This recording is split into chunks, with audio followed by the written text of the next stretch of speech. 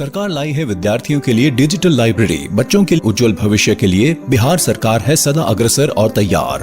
कक्षा 1 से कक्षा 12 तक के सभी पाठ्य पुस्तक पूरक सामग्री एवं वीडियो अब शिक्षा विभाग बिहार सरकार द्वारा विकसित पोर्टल पर है उपलब्ध।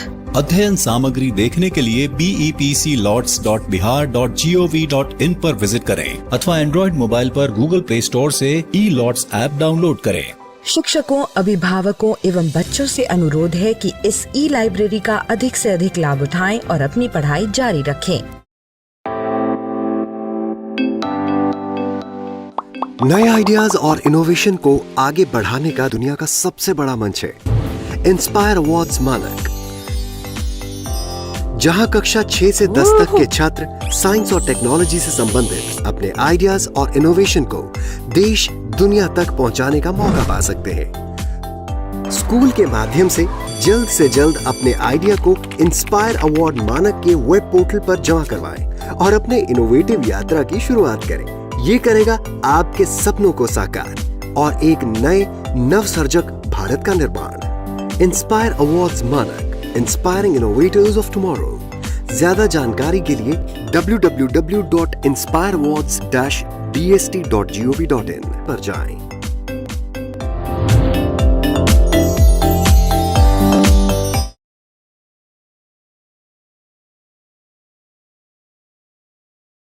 यहाँ हमें कुछ व्यंजक दिए गए हैं और हमें पहचानना है कि इनमें से कौन से परिमेय हैं और कौन से अपरिमेय।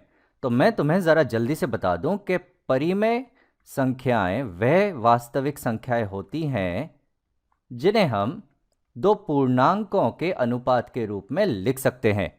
और अगर हम किसी संख्या को दो पूर्णांकों के अनुपात के रूप में नहीं लिख सकते तो ऐसी संख्याओं को हम कहते हैं अपरिमेय संख्याएं। उन्हें हम कहते हैं अपरिमेय संख्याएं। तो मैं चाहता हूं कि एक बार तुम इसे खुद से हल करने की कोशिश करो और फिर वापस आओ। तो चलिए साथ में शुरू करते हैं अब इसे। तो यहां हमें दिया गया है 9। 9 तो एक परिमेय संख्या है। इसे हम 9/1, 18/2, 27/3 लिख सकते हैं। चलिए देखते हैं यह है वर्गमूल 45 का। इसका क्या कर सकते हैं? तो यह है हमारे पास 9 जमा 45 का वर्गमूल। इसे हम लिख सकते हैं वर्गमूल 45 को हम लिख सकते हैं 9 गुणा 5। और आगे हम ये दोनों वर्गमूल को अलग कर सकते हैं। तो यह है वर्गमूल 9 गुणा वर्गमूल 5। अब आगे ये हो जाएगा 9 जमा 9 का वर्गमूल तो हम जानते हैं ये होता है 3 और ये है हमारे पास गुणा वर्गमूल 5 का। अब इसे हम जितना अलग अलग कर सकते थे वो हमने कर दिया है। अब देखते हैं हमें क्या मिल रहा है। यहाँ पे हमारे पास एक संख्या है 9 जो कि एक परिमेय संख्या है। यहाँ पे जमा है हमारे पास 3 तो ये भी एक परिमेय संख्या है। लेकिन यहाँ पे हमारे पास दिया गया है 5 का वर्गमूल। 5 जो है वो पूर्ण वर्ग नहीं है और किसी भी अपूर्ण वर्ग का अगर हम वर्गमूल निकालेंगे तो वो हमें मिलता है अपरिमेय। तो 5 का वर्गमूल एक अपरिमेय संख्या है। अब ये जो चीज़ है ये हो गई है एक परिमेय संख्या और एक अपरिमेय संख्या का गुणनफल। और हम जानते हैं कि अगर हम एक परिमेय संख्या को एक अपरिमेय संख्या से गुणा करेंगे तो हमें मिलती है एक अपरिमेय संख्या। इस अपरिमेय संख्या को हमें जोड़ना है 9 से जो कि एक परिमेय संख्या है। और हम जानते हैं कि जब हम एक परिमेय और एक अपरिमेय संख्या को जोड़ते हैं तो हमें मिलती है एक अपरिमेय संख्या। तो ये पूरी की पूरी जो संख्या थी, ये पूरा जो व्यंजक था, ये हमें मिल रहा है कि ये है अपरिमेय। तो हमें हमारा पहला व्यंजक मिल गया, वो है अपरिमेय। अगली संख्या हमें दी गई है 45 का वर्गमूल बटा 3 गुणा 5 का वर्गमूल। अब 45 का वर्गमूल तो हम यहाँ कर चुके हैं कि 45 का वर्गमूल है वर्गमूल 9 गुणा 5 के, जिसे हम अलग अलग लिख सकते हैं कि यह है वर्गमूल 9 गुणा वर्गमूल 5, 3 गुणा वर्गमूल 5। तो चलिए मैं इस 45 के वर्गमूल को सीधे सीधे लिख देता हूं कि यह है 3 गुणा 5 का वर्गमूल और बटा हमें यहाँ पे हर में भी दिया गया है 3 गुणा 5 का वर्गमूल। अब अंश और हर इन दोनों की संख्या यहाँ पे समान है तो इसका तो उत्तर होगा 1। और एक तो हम जानते हैं, एक है एक परिमेय संख्या। तो हमारा जो दूसरा व्यंजक था 45 का वर्गमूल बटा 3 गुणा 5 का वर्गमूल, वो है एक परिमेय संख्या। यहां हमारी आखिरी संख्या है 3 गुणा 9 का वर्गमूल, जो बराबर होगा 3 गुणा 9 का वर्गमूल। तो हम जानते हैं वो होता है 3। तो 3 गुणा 3 तो हो जाएगा 9, और 9 तो एक परिमेय संख्या है। तो हमारा जो आखिरी व्यंजक है वो है एक परिमेय संख्या। तो हमने सारे व्यंजकों को पहचान लिया। हम घातांकों के बारे में तो जानते ही हैं, जैसे कि 4 की घात 3। ये हम जानते हैं कि 4 की घात 3 जो है वो बराबर है 4 को 3 बार खुद से ही गुणा करने के। तो चलो करते हैं। ये है 4 एक बार, गुणा 2 बार ये हो जाएगा 16, और गुणा 3 बार ये हो जाएगा 64। तो 4 की घात 3 हम इस तरीके से निकाल सकते हैं। लेकिन अगर हमें दिया गया हो 4 की घात ऋण 3, तो ये ऋणात्मक घात हम कैसे कर सकते हैं? ये काफ़ी आसान है। हमारे पास एक नियम है, ये हम जानते हैं कि अगर समझो कोई संख्या है x और उसकी घात दी गई है ऋण a, तो ये बराबर है 1 को भाग देने के। किस चीज़ से? x से ही। बस इसकी जो घात होगी वो ऋण की बजाय हो जाएगी धन, तो ये हो जाएगा x की घात a। तो चलो इस तरीके से इसको करते हैं। तो ये 4 की घात ऋण 3 ये बराबर होगा 1 बटा 4 की घात 3 के, और 4 की घात 3 तो हम निकाल चुके हैं, ये है 64। तो ये हो जाएगा 1 बटा 64। चलो ज़रा भिन्नात्मक घातांकों के बारे में बात करें। तो समझो कि हमें दिया गया है 4 की घात 1 बटा 2। अब ये 4 की घात 1 बटा 2 क्या होता है? तो मैं चाहता हूँ कि तुम ज़रा इस वीडियो को यहाँ रोको और खुद से कोशिश करो कि ये 4 की घात 1 बटा 2 क्या होगा। तो गणित का ये सिद्धांत है, ये नियम है। हम इस तरीके से इसको लिखते हैं कि जो 4 की घात 1 बटा 2 है वो दरअसल बराबर है दूसरे मूल के इस संख्या के। ये संख्या जो है ये है 4। तो ये होता है 4 की घात 1 बटा 2। यह है दरअसल वर्गमूल 4 का। वर्गमूल 4 का यानी कि हम एक ऐसी संख्या ढूंढ रहे हैं जिसको हम जब 2 बार खुद से ही गुणा करेंगे तो हमें 4 मिलना चाहिए, और हम जानते हैं ऐसी जो संख्या है वो है 2। तो 4 की घात 1 बटा 2 दरअसल होता है 2। इसको तुम ऐसे भी सोच सकते हो कि जो 4 है वो दरअसल होता है 2 का वर्ग। तो ये काफ़ी दिलचस्प है यहाँ पे कि 4 की घात 1 बटा 2 बराबर है 2 के।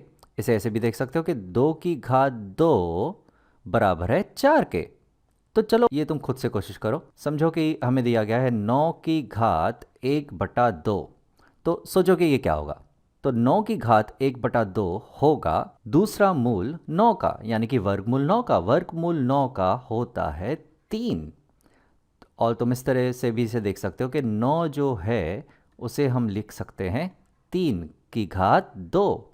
तो यहाँ पे भी ये आप देख रहे हो कि 9 की घात 1 बटा 2 बराबर है 3 के, या ऐसे हम कह सकते हैं कि 3 की घात 2 बराबर है 9 के।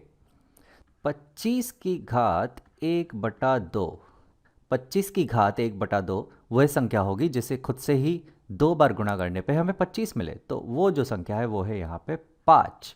इसे ऐसे भी सोच सकते हैं कि 25 जो है वो दरअसल 5 की घात 2 है। तो यहाँ पे भी तुम देख रहे हो कि 25 की घात 1 बटा 2 बराबर है 5 के, या ऐसे भी देख सकते हैं कि 5 की घात 2 बराबर है 25 के। चलो थोड़ा और आगे बढ़ते हैं। तो अब अगर मुझे दिया गया है 8 की घात 1 बटा 3, तो इस तरह से सोचो ज़रा कि ये क्या होगा। तो ये जो है ये होगा तीसरा मूल 8 का। 8 का तीसरा मूल, यानी हम ऐसी संख्या देख रहे हैं जिसे खुद से 3 बार गुणा करने पे हमें 8 मिले। तो ऐसी कौन सी संख्या? ऐसी संख्या है 2, क्योंकि 2 को जब हम 3 बार गुणा करेंगे तो 2 गुणा 2 4, और गुणा 2 हो जाएगा 8। तो ये वो संख्या है 2। इसे तुम ऐसे भी देख सकते हो कि 8 जो है वो दरअसल 2 का घन है, यानी 2 की घात 3। तो यहाँ पे भी हम देख रहे हैं कि 8 की घात 1/3 बराबर है 2 के, या ऐसे भी देख सकते हैं कि 2 की घात 3 बराबर है 8 के। चलो एक और करते हैं। तो समझो 64 की घात 1/3 हमें दिया गया है। तो 64 की घात 1/3 ये होगा एक ऐसी संख्या जिसे 3 बार खुद से गुणा करने पे हमें 64 मिले, और वो तो संख्या हम यहाँ पे कर चुके हैं, वो संख्या है 4। तो 64 की घात 1/3 है 4। ऐसे भी देख सकते हैं कि 64 जो है वो दरअसल 4 की घात 3 है। तो यहाँ पे भी तुम देख रहे हो कि 64 की घात 1/3 बराबर है 4 के, या ऐसे देख सकते हैं कि 4 की घात 3 बराबर है 64 के। चलो एक आखिरी बढ़िया सी संख्या तो मैं देता हूँ, 32 की घात 1/5। सोचो कि ये क्या होगा, 32 की घात 1/5, यानी कि हम एक ऐसी संख्या ढूंढ रहे हैं जिसे 5 बार खुद से गुणा करेंगे तो हमें 32 मिलना चाहिए। तो ज़रा सोचो।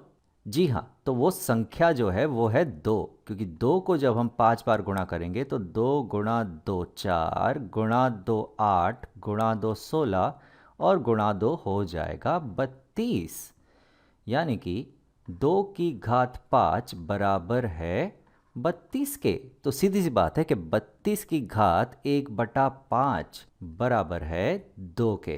तो ये जो संख्या है ये दरअसल है 2। इसे हम ऐसे भी देख सकते हैं कि 32 जो है वो दरअसल 2 की घात 5 है। आशा करता हूँ कि घातांकों से आपकी जान पहचान हो चुकी है।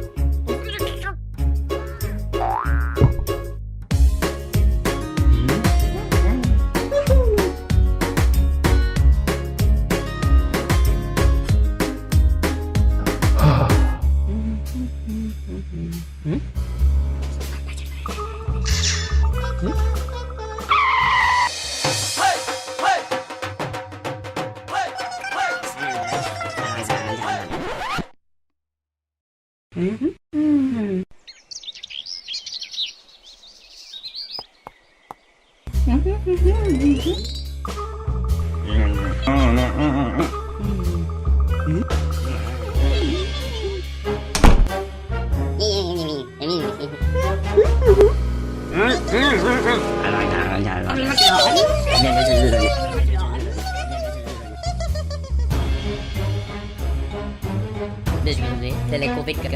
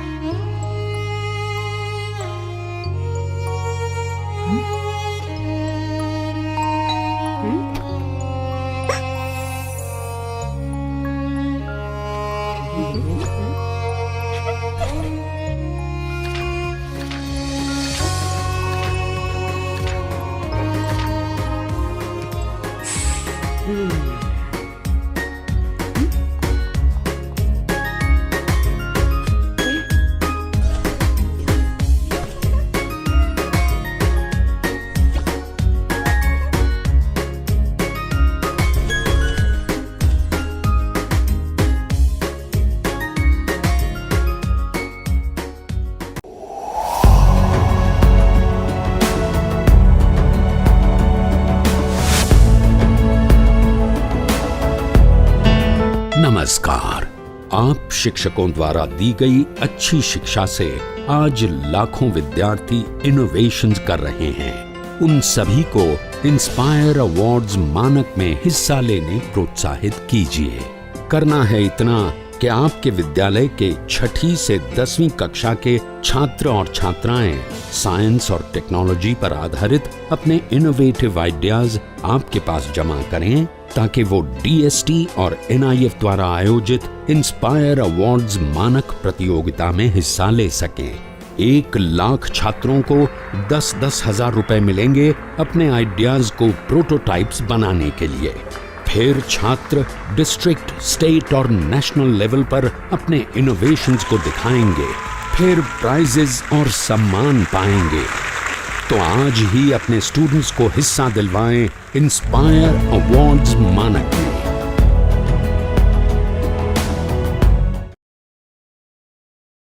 नमस्ते बच्चों, हम लोग कार्बन और उसके यौगिक, carbon and it's compounds chapter कर रहे हैं।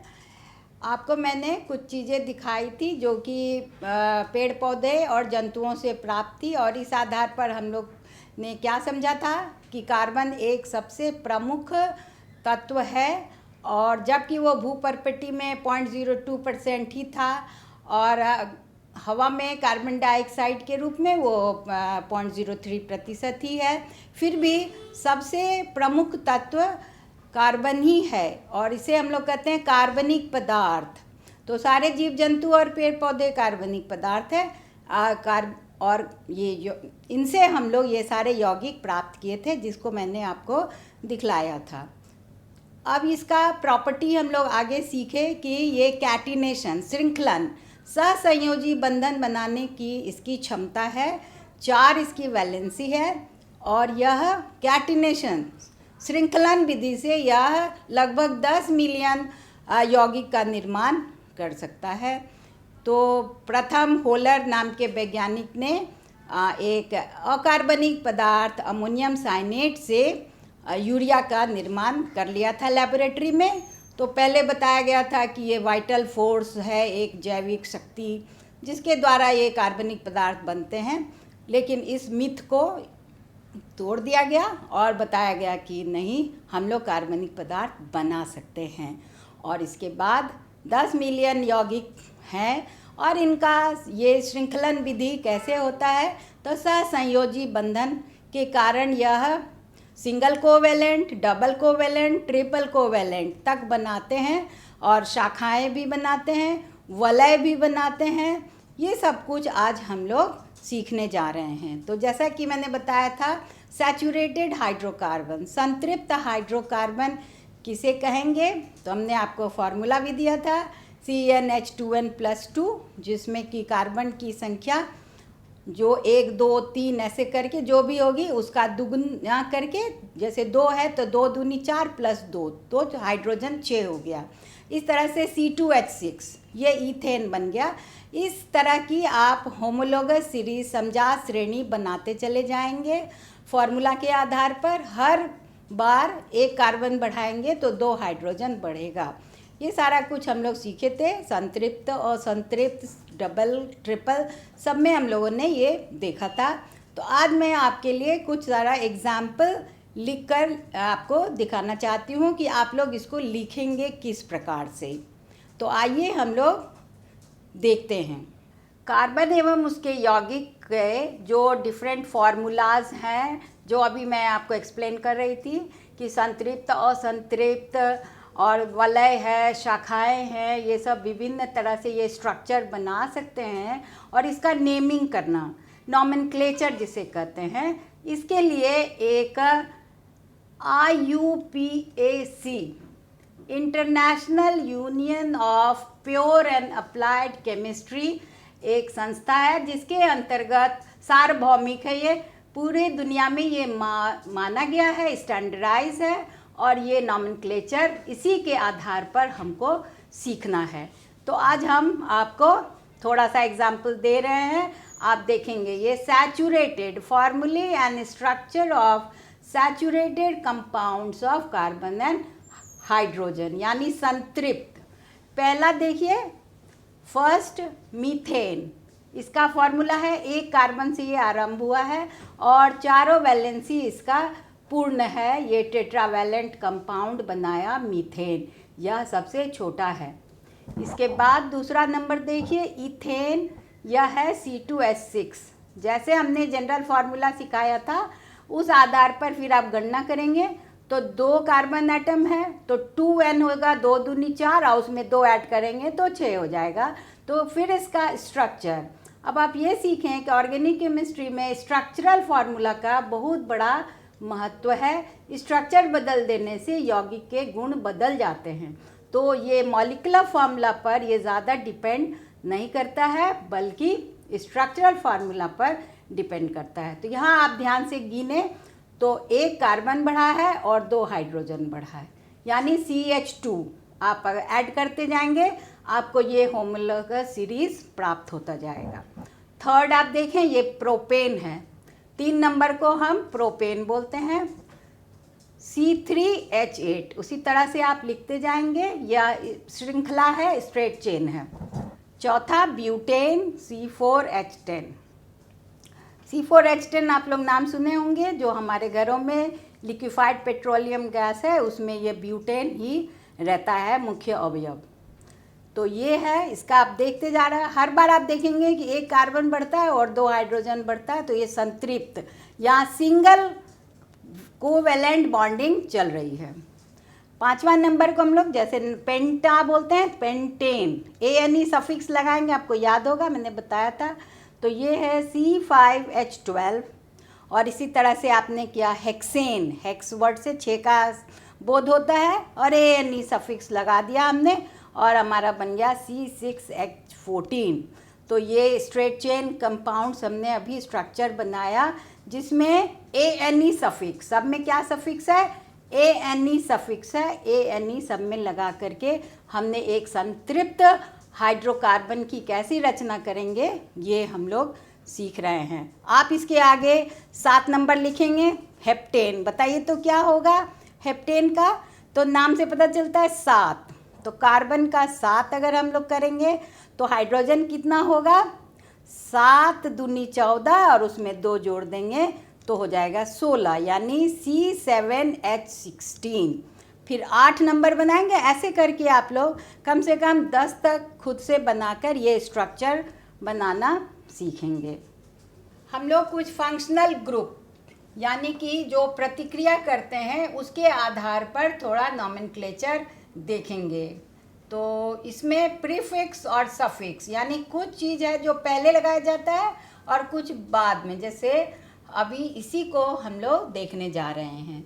आप देखिए ये हैलोजन है। हैलोजन नाम तो आप लोग सुने, पीरियोडिक टेबल में आप देखिएगा कि जो 17वां कॉलम है वो है फ्लोरीन, क्लोरीन, ब्रोमीन, आयोडीन, एस्टेटीन, तो वही उसे ही हम लोग हैलोजन बोलते हैं। ये हैलोजन फैमिली है। तो यहाँ इसका हम लोग देखेंगे कि ये कैसे यौगिक बना रहा है। यहाँ हमने देखा कि यह 3 कार्बन है। 3 कार्बन से क्या नाम निकलता है, प्रोपेन होगा ये, और सिंगल बॉन्ड है तो ज़रूर प्रोपेन है, लेकिन 1 क्लोरीन इसमें ऐड किए हैं। तो यह जो रिएक्शन हुई इसके फलस्वरूप जो ये क्लोरीन का एडिशन हुआ, उसके बाद जो यौगिक बना इसे हम कहते हैं क्लोरोप्रोपेन। यानी क्लोरो जो है यह प्रीफिक्स है, यानी कि जो भी हम यौगिक का नाम लिखेंगे उसमें क्लोरो को, ब्रोमो को, ये सबको पहले लिखेंगे। इसका दूसरा उदाहरण भी आप देखिए, वही कंपाउंड है प्रोपेन, लेकिन इसमें हमने ब्रोमीन लगा दिया, तब इसका नाम रख दिया ब्रोमोप्रोपेन। तो यहाँ आपको याद रखने के लिए क्या है कि हैलोजन फैमिली को हम लोग को नाम के आगे लगाना पड़ता है। जो मुख्य यौगिक है उसके आगे हम लोग लगा देंगे तो ये हो जाएगा हमारा सही। तो ये प्रीफिक्स है, ये दोनों में हमने देखा प्रीफिक्स कैसे लगा रहे हैं। अब आगे बढ़िए, ये अल्कोहल है। अल्कोहल में हम सफिक्स मतलब होता है बाद में लगाएंगे। क्या लगाएंगे, OL। क्या लगाएंगे, OL। यहाँ भी हमने 3 कार्बन वाला यौगिक लिया है, तो प्रोपेन तो नाम पता ही चलता है। अब इसमें एक OH, H की जगह क्या सब्स्टिट्यूट किया हमने, OH। तो OH लगाएंगे तो अब प्रोपेन की जगह इसका नाम हो जाएगा ऑल, प्रोपेनॉल।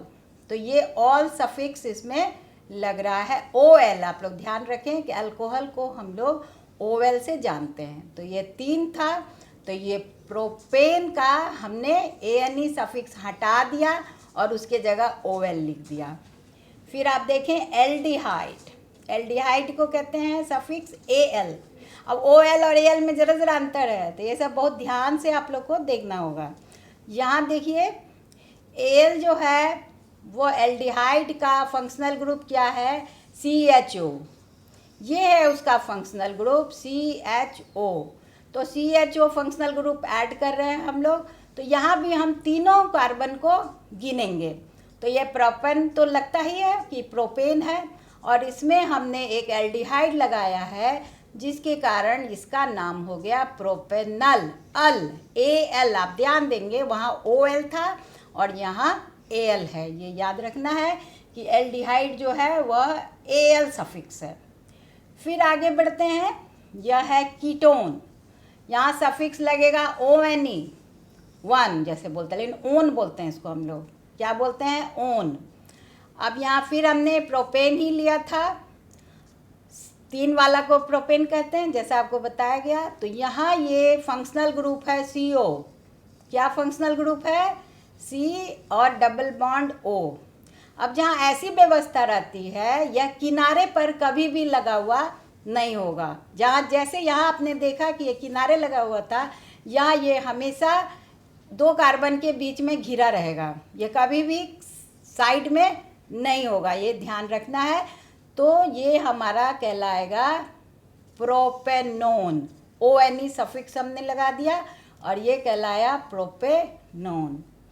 फिर आप देखिए कार्बोक्सिलिक एसिड। हम लोग जब एसिड चैप्टर पढ़ रहे थे तो हमने बताया था कि कार्बन वाले एसिड्स जो है उसे कार्बोक्सिलिक एसिड कहते हैं, और ये वीक एसिड्स होते हैं।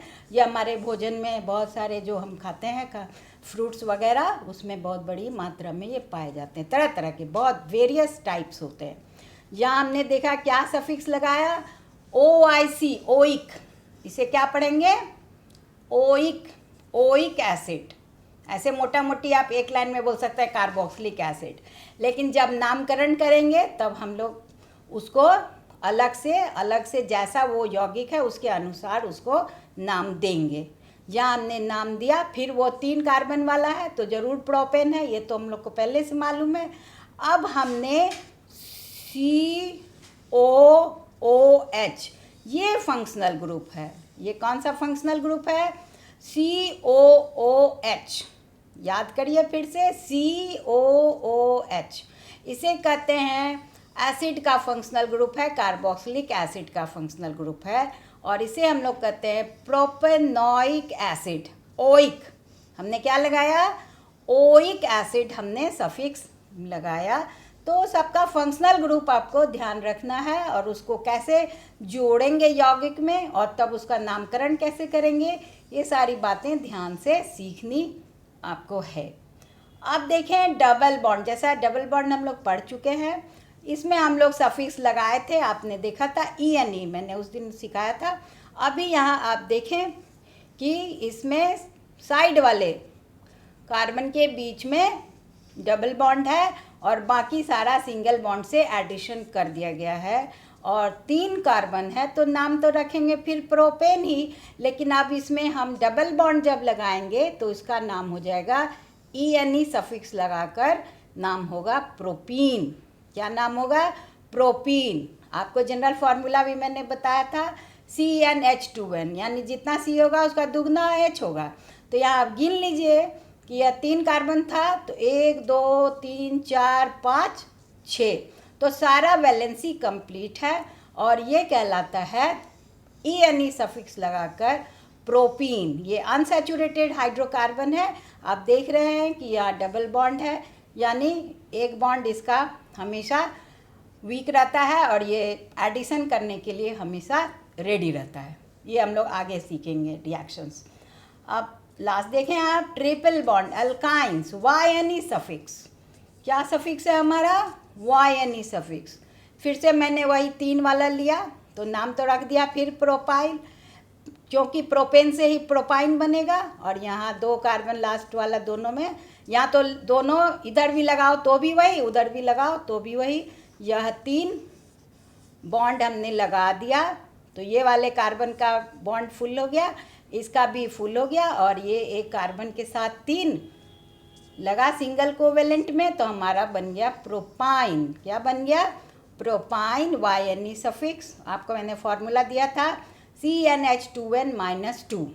तो आप ऐड करिए, जैसे 3 का दुगुना क्या होगा 6, और 6 में 2 घटा देंगे तो होगा 4। तो 1 2 3 4 हाइड्रोजन है, और ये हमारा कहलाएगा एल्काइन सीरीज़ का 3 वाला को हम कहेंगे प्रोपाइन। तो इस तरह से आप फंक्शनल ग्रुप को समझ लिए कि जो भी होगा यह कैसे कैसे इसकी नामकरण होगी। तो कुछ प्रीफिक्स होंगे और ज़्यादातर सफिक्स ही हैं। इसको अभी हम और आगे सीखेंगे। अब हम लोग देखेंगे कि ये जो स्ट्रक्चर्स है भिन्न भिन्न कैसे बनाते हैं। ये यहाँ श्रृंखलाएं, शाखाएं एवं वलय तीनों का रूप हम लोग अभी देखने जा रहे हैं। यह है ब्यूटेन 1 2 3 4, तो आपने नाम सीखा हुआ है, इसे हम लोग कहते हैं ब्यूटेन। यह एक श्रृंखला है स्ट्रेट चेन, इसे हम कहते हैं एन ब्यूटेन। क्या कहते हैं? एन ब्यूटेन, नॉर्मल ब्यूटेन इसे कहते हैं। लेकिन जो जो आप हाइड्रोकार्बन्स की कार्बन की संख्या बढ़ती जाएगी, आप देखेंगे कि अधिक से अधिक अलग अलग टाइप के स्ट्रक्चर्स हम इसको बना सकते हैं, और तब यौगिक के कुछ गुण भी बदल सकते हैं, बदल जाते हैं। तो यहाँ एक एग्जाम्पल हम देख रहे हैं कि इसको हम शाखित वे में भी, शाखाएं बना करके भी इसे हम लिख सकते हैं। ये यहाँ एक कार्बन, दूसरा कार्बन, उसके बाद ब्रांचिंग हो गई, एक शाखा उधर फूट गई और एक शाखा इधर चली गई। तो ये शाखाएं हैं, ये ब्रांच्ड स्ट्रक्चर है। और आप गिनेंगे सारे हाइड्रोजन कार्बन को तो सब सेम टू सेम है। तो यहाँ 1 2 3 4 कार्बन, और बाकी गिनिए 1 2 3 4 5 6 7 8 9 10। तो वही है C4H10 जैसा इसका होना चाहिए, लेकिन इसे हम कहते हैं आइसोब्यूटेन। अब यहाँ आप समझेंगे, बाद में आप समयावीकरण अभिक्रिया बहुत बड़े इसमें ज़्यादा अच्छा से पढ़ाया जाता है, आप लोग को डिटेल एक चैप्टर पढ़ाया जाएगा। यह इसे हम कहते हैं आइसोब्यूटेन, यानी कि यह फॉर्मूला से सेम है लेकिन स्ट्रक्चर से अंतर हो गया है, इसे हम इसका आइसोमर कहते हैं। तो ये नॉर्मल ब्यूटेन है और इसका ये आइसोमर है, इसीलिए इसका नाम रखा गया आइसोब्यूटेन। या जितना बड़ा बड़ा कंपाउंड आप लेंगे उतना बड़ा बड़ा आप देखेंगे अलग अलग तरह से इसकी शाखाएं बन सकती है और तरह तरह के नाम भी रखे जाएंगे। तो यह एक उदाहरण है, ये आप समझे कि स्ट्रेट चेन और ब्रांच चेन, ये आपने सीखा। अब आप एक देखें कि यह है वलय, यानी कि रिंग स्ट्रक्चर। रिंग स्ट्रक्चर बन रहा है, यहाँ सैचुरेटेड हाइड्रोकार्बन ही है ये तो, लेकिन ये साइक्लिक स्ट्रक्चर बना रहा है। इसे हम लोग कहते हैं 6 का हमने लिया है। आप ध्यान से देखेंगे, गिनती लगातार आप लिखना सीखेंगे, 1 2 3 4 5 6, यानी एक रिंग से ऐसे करके आपने लिखा, यहाँ से स्टार्ट किया यहाँ पे ख़त्म किया। तो 6 है, मतलब ये हेक्सेन है और इसमें 12 हाइड्रोजन लगा। चूँकि ये वलय स्ट्रक्चर हो गया तो ये हो गया C6H12 साइक्लोहेक्सेन। अब हम लोग देखेंगे, एक आपने सीखा था कि ये सब एलिफैटिक कंपाउंड्स थे, यानी कि यह शाखाएं हैं, वलय है, ब्रांच है, ये सब है, लेकिन ये संतृप्त या असंतृप्त रहता है। और इसमें इसे हम एलिफैटिक कहते हैं। जहाँ संतृप्त होगा वहाँ पैराफिन्स होगा और संतृप्त होगा तो ऑलिफिन्स। लेकिन अब बिल्कुल एक नया चीज़ हम सीखने जा रहे हैं, इसे कहते हैं एरोमेटिक कंपाउंड। इसे हम क्या कहते हैं?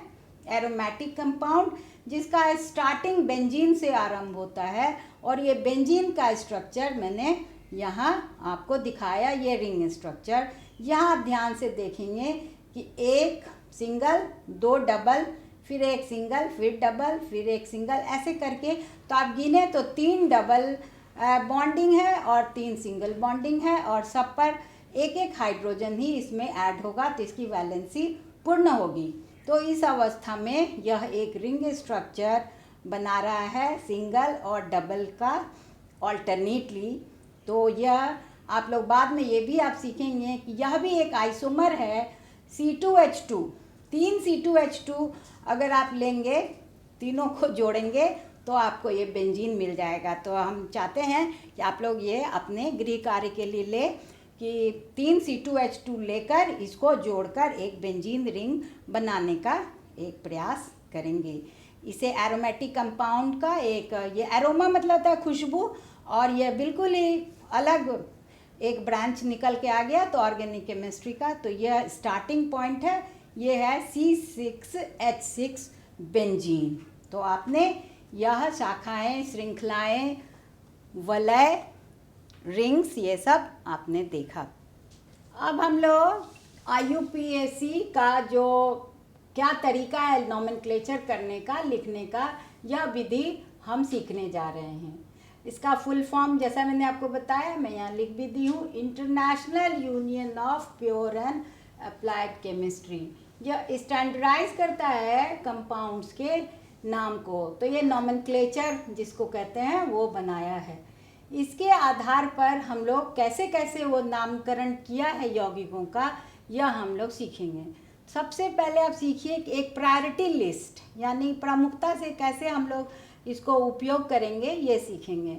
आपने अभी फंक्शनल ग्रुप सीखा, यह कार्बोक्सिलिक एसिड COOH है, तो यह सबसे फर्स्ट नंबर पर है। क्यों है? क्योंकि इसमें 1 2 3 4 है, इसलिए ये फर्स्ट है। इसके बाद ये एल्डिहाइड है, इसमें 3 है, देख रहे हैं आप, तो ये एल्डिहाइड है। और इसके बाद ये सेकंड नंबर पर है। अगर मान लीजिए दोनों चीज़ आपको कोई आएगा तो आप इसको प्रमुखता से पहले नंबर में ये यूज़ करेंगे और बाद में इसको यूज़ करेंगे। थर्ड नंबर पर आपका कीटोन है, देख रहे हैं आप, प्रतिक्रियात्मक समूह आप देखते रहिए, फंक्शनल ग्रुप, तो ये CO। इसके बाद है OH। तो आप बोल सकते हैं कि यहाँ भी तो 2 है, यहाँ भी 2 है, तो यहाँ हमेशा याद रखना है कि कार्बन किंग है, तो जब कार्बन होगा तो वही पहले होगा, तो ये याद रखना है हमेशा। इसके बाद ये OH है हमारा अल्कोहल के लिए जो फंक्शनल ग्रुप है, यह है। और फिर है ये ट्रिपल बॉन्ड YNE सफिक्स, और उसके बाद जैसे हम लोग लिखे थे प्रोपाइन, तो ऐसे करके ब्यूटाइन, तो ये सब जो सफिक्स है यानी पीछे लगने के लिए, तो YNE सफिक्स हम लोग लगाते हैं ट्रिपल बॉन्ड के लिए। ये है डबल बॉन्ड, तो जैसे इथीन, प्रोपीन, ब्यूटीन, पेंटीन, तो सब में ENE सफिक्स ये हम लोग लास्ट में लगाएंगे। तो जो भी चीज़ लास्ट में लगाएंगे उसे हम लोग सफिक्स कहते हैं, और इसका आधार यही है कि कैसे कैसे हम लोग इसको लगाएंगे। ये आप लोग को नामकरण सीखने के लिए यह एक इम्पॉर्टेंट आपको विधि है। ये आप अगर याद रखेंगे तो आप बहुत आराम से कोई भी यौगिक का नाम लिख सकते हैं। इसके बाद है प्रीफिक्स, यानी पहले आने वाला, तो ये है हैलोजेंस जो है वो पहले आएंगे, क्लोरीन, ब्रोमीन, जैसे भी ये सब फ्लोरीन, क्लोरीन, ब्रोमीन वगैरह हैलोजेंस पहले आएंगे, तो उसे हम प्रीफिक्स कहते हैं। जैसे क्लोरोपेंटेन, क्लोरोब्यूटेन, ब्रोमोपेंटेन, ऐसे करके। इसके बाद है अल्काइल समूह, आपको याद होना चाहिए, उसे R से डिनोट किया जाता है, जिसमें कि एक हाइड्रोजन को हम हटा देते हैं और उसकी जगह कोई भी फंक्शनल ग्रुप ऐड कर सकते हैं, तो इसे हम लोग कहते हैं अल्काइल। तो अल्काइल समूह, जैसे एक एग्जाम्पल, 2 एग्जाम्पल मैंने लिखा, एक CH3, इसमें क्या है, ये CH4 का है, तो मिथाइल, जैसे कि इसमें एक हाइड्रोजन हटा लिए हैं, फिर उसमें कोई भी ऐड कर सकते हैं, क्लोरीन ऐड कर देंगे तो क्या बन जाएगा, क्लोरोमीथेन बन जाएगा। तो इसी तरह से हम लोग इसे कहते हैं अल्काइल समूह। अब यहाँ देखें, ये है C2H5, C2H5 जो है यह C2H6, यानी उसमें से एक हाइड्रोजन हटा लिए तो ये भी अल्काइल समूह बन गया, ये इथाइल समूह बना। तो ऐसे करके कोई भी आप हाइड्रोकार्बन्स का हाइड्रोजन हटाकर उसे अल्काइल समूह में बना सकते हैं। तो ये भी बाद में आता है, ये क्या होता है, ये भी पहले आता है। तो आप फिर से बोले हम कि ये बाद में आने वाला है, COOH एसिड, फिर एल्डिहाइड, फिर कीटोन, फिर अल्कोहल, फिर ट्रिपल बॉन्ड, फिर डबल बॉन्ड। अब प्रीफिक्स का मतलब होता है पहले आने वाला, तो ये है क्लोरीन, ब्रोमीन जो हैलोजन फैमिली है, और उसके बाद अल्काइल रेडिकल जो है जैसे CH3, C2H5, ये सब पहले आने वाला है।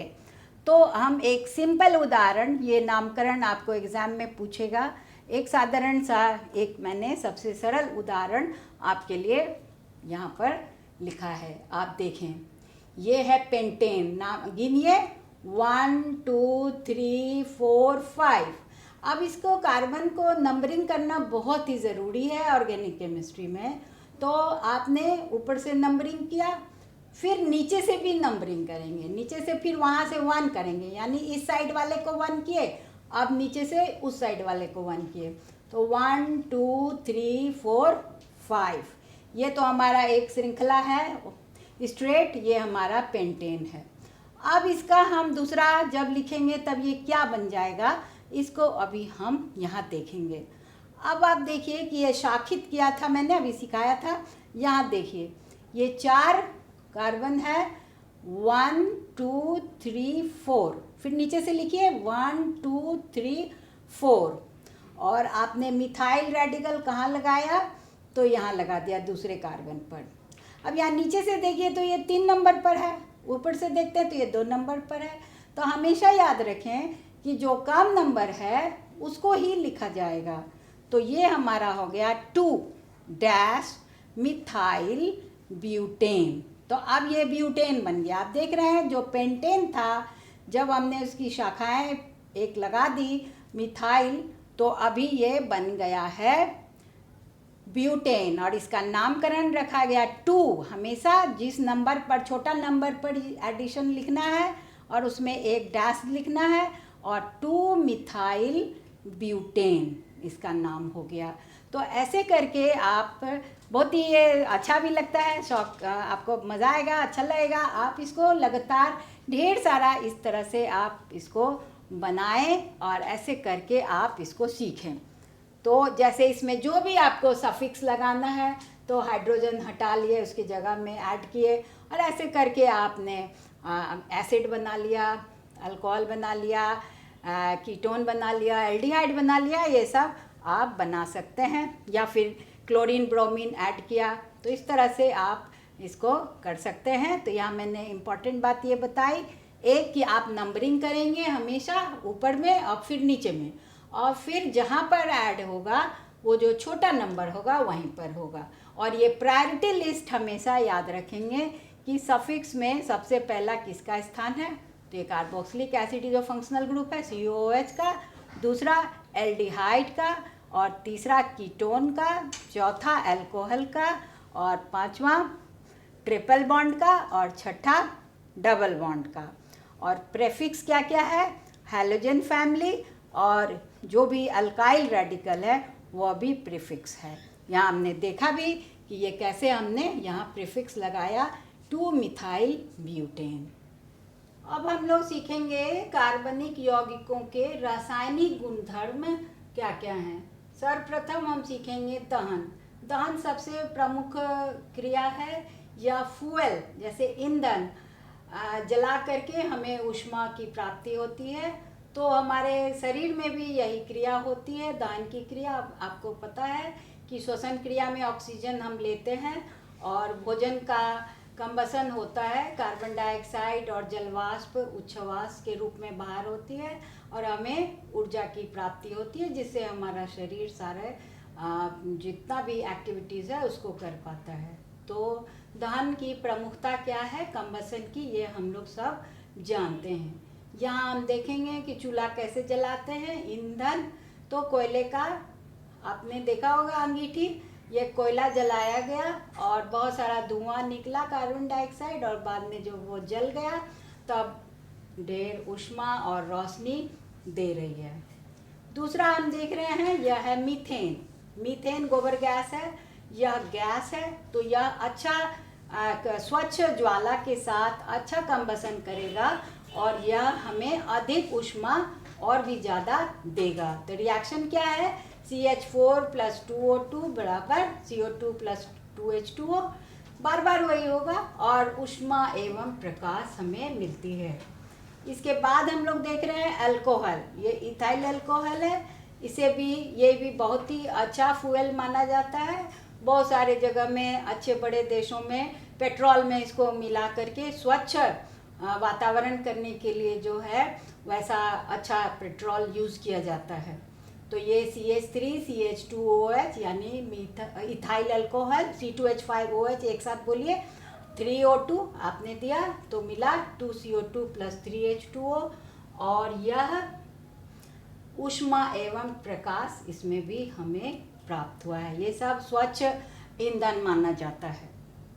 इसके बाद आप देखें यह हमारे घरों में होता है ब्यूटेन, आइसोब्यूटेन दोनों मिलाकर रहता है। ये LPG गैस है जिसमें 2C यहाँ हमने लिखा है C4H10 ब्यूटेन। तो पूरा समीकरण संतुलित करके मैंने लिख दिया है 2C4H10 + 13O2 दहन करके 8CO2 + 10H2O प्लस ऊष्मा एवं प्रकाश। तो हमें कोयले की ज़्यादा ये मीथेन और अल्कोहल और ब्यूटेन से स्वच्छ ज्वाला भी है, नीली ज्वाला, और अच्छी ऊष्मा प्राप्ति होती है। इससे वातावरण में पॉल्यूशन बहुत ही कम होता है।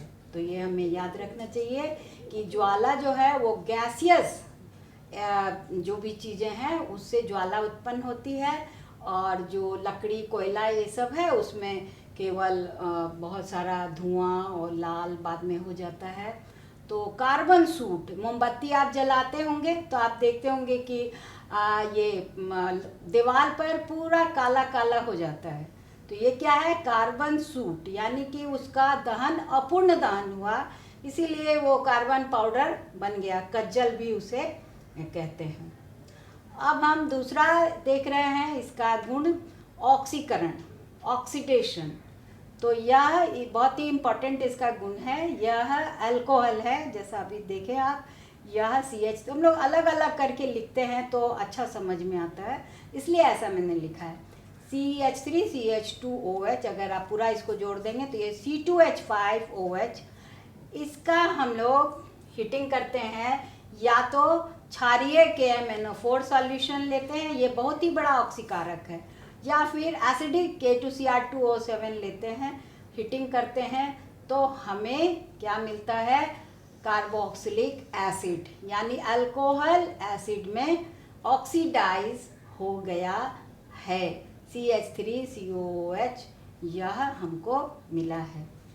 इसके बाद थर्ड आप देखें संकलन अभिक्रिया। संकलन अभिक्रिया को इंग्लिश में कहते हैं एडिशन रिएक्शन। ये भी बहुत ही इम्पॉर्टेंट रिएक्शंस है, और यहाँ हमने एक आपके लिए उदाहरण लिखा है। यह हमेशा असंतृप्त जो भी हाइड्रोकार्बन्स हैं, जिनका मैंने आपको बताया हुआ है कि इसका एक बॉन्ड कमज़ोर होता है, एक बॉन्ड तो बहुत ही स्ट्रांग होता है, सिंगल कोवेलेंट तो बहुत स्ट्रांग है, लेकिन जहाँ डबल हुआ वो वीक वाला हो गया। अब इसको आराम से यह तुरंत टूट जाते हैं, और टूट करके यह ऐड कर लेते हैं। तो यहाँ हम लोग देख रहे हैं हाइड्रोजनेशन। आपने देखा है कि अनसैचुरेटेड ऑयल को घी बनाया जाता है, वनस्पति घी। तो वनस्पति घी बनाने के लिए ही यह रिएक्शन है, इंडस्ट्रियल प्रोसेस है ये। निकेल उत्प्रेरक यहाँ पर लिया गया है और हाइड्रोजन गैस लिया गया, स्ट्रांगली इसका हीटिंग किया गया है। तो हम देखते हैं कि ये बॉन्ड टूट गया और हाइड्रोजन एडिशन हो गया। तो long chain of ethene molecule है ये क्या हमने लिखा है?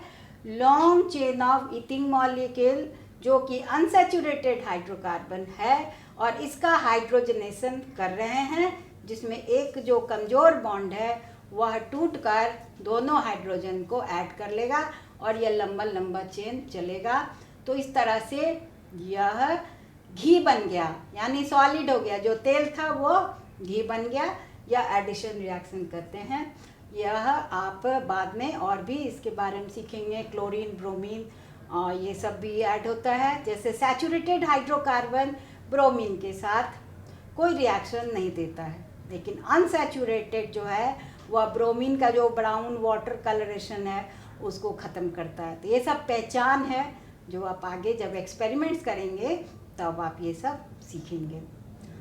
अब चौथा नंबर है प्रतिस्थापन, सब्स्टिट्यूशन, माने कि एक हटा के दूसरा आ गया। जैसे ट्रांसफ़र होता है, एक आदमी चला गया दूसरा आ गया, तो उसी तरह से यहाँ प्रतिस्थापन हम लोग कर रहे हैं। तो यह सैचुरेटेड हाइड्रोकार्बन यानी संतृप्त हाइड्रोकार्बन में यह अभिक्रिया होती है। तो यहाँ मीथेन है, आप देख रहे हैं, ये सैचुरेटेड हाइड्रोकार्बन है। इसमें हम क्लोरीन का एडिशन हम सीख रहे हैं। आपको मालूम होना चाहिए कि सूर्य के प्रकाश की उपस्थिति में ही यह क्रिया हो जाती है, यानी वेरी इजी एक्सपेरिमेंट है ये। तो यहाँ पहला एक एक करके क्लोरीन मॉलिक्यूल जो है हाइड्रोजन को हटाते जाएगा और हाइड्रोक्लोरिक एसिड बन जाएगा। तो एक मैंने लिखा है, आप देखिए कि एक हाइड्रोजन को नॉकआउट किया है और एक हाइड्रोजन क्लोराइड बना लिया और एक क्लोरीन ऐड हुआ। तो दोबारा क्या होगा बताइए, आपके लिए है तो आप समझे कि फिर एक हाइड्रोजन हट जाएगा तो CH2Cl2 बन जाएगा और फिर एक और अगर हम हाइड्रोजन हटाएंगे तो CHCl3 यानी क्लोरोफॉर्म बन जाएगा। और जब हम पूरा ही हाइड्रोजन हटा लेंगे तब वो कार्बन टेट्राक्लोराइड यानी CCl4 बन जाएगा। तो जो CH4 था वह बन गया CCl4। तो ये इक्वेशंस आप लोग के लिए है कि आप लोग इसको लिखेंगे। ऑर्गेनिक केमिस्ट्री में इक्वेशंस लिखने से ज़्यादा अच्छा कोई बात नहीं है। जितना लंबा लंबा आप लिखने का प्रैक्टिस करेंगे पूरे स्ट्रक्चर को इलेबोरेट करके, हमने तो उतना इलेबोरेशन नहीं किया, आप इसको करेंगे यानी पूरे को आप स्ट्रक्चर फॉर्म में लिखेंगे, इसको भी स्ट्रक्चर फॉर्म में लिखेंगे तो आप बहुत ही सुंदर तरीके से इसे सीख पाएंगे। तो ऑर्गेनिक केमिस्ट्री में मॉलिक्यूलर फार्मूला से ज़्यादा इम्पॉर्टेंट है स्ट्रक्चर फार्मूला। और ये हम लोग और भी कुछ इसके बारे में जब आप और आगे क्लास में जाएंगे तो इसके बारे में बहुत डिटेल पढ़ेंगे। नए आइडियाज और इनोवेशन को आगे बढ़ाने का दुनिया का सबसे बड़ा मंच है इंस्पायर अवार्ड्स मानक, जहां कक्षा 6 से 10 तक के छात्र साइंस और टेक्नोलॉजी से संबंधित अपने आइडियाज और इनोवेशन को देश दुनिया तक पहुंचाने का मौका पा सकते हैं। स्कूल के माध्यम से जल्द अपने आइडिया को इंस्पायर अवार्ड मानक के वेब पोर्टल पर जमा करवाएं और अपने इनोवेटिव यात्रा की शुरुआत करें। ये करेगा आपके सपनों को साकार और एक नए नवसर्जक भारत का निर्माण। इंस्पायर अवार्ड्स मानक, इंस्पायरिंग इनोवेटर्स ऑफ टुमारो। ज्यादा जानकारी के लिए www.inspireawards-bst.gov.in पर जाएं।